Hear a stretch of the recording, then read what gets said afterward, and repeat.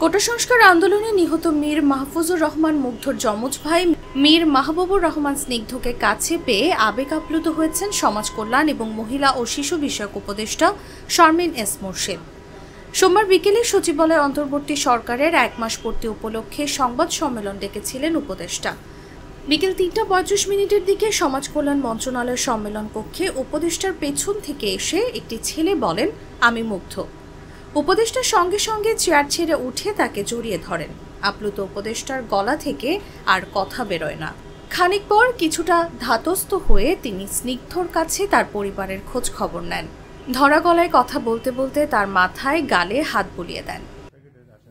এরপর উপদেষ্টা স্নিগ্ধকে তার ব্যক্তিগত মোবাইল ফোন নম্বর দেন।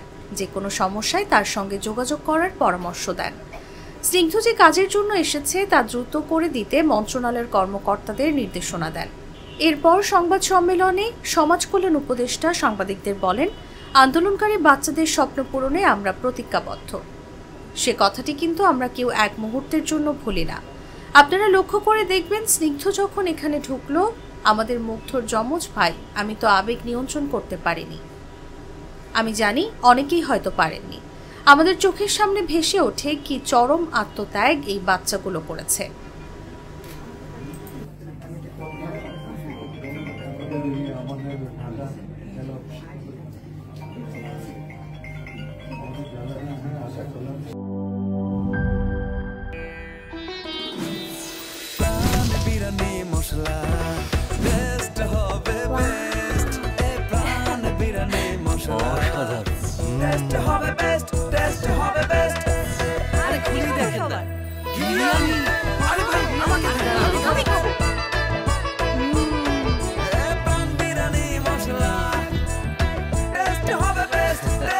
প্রাণ বিরিয়ানি মশলা, টেস্ট হবে বেস্ট। প্রাণ, জীবনের স্বাদ।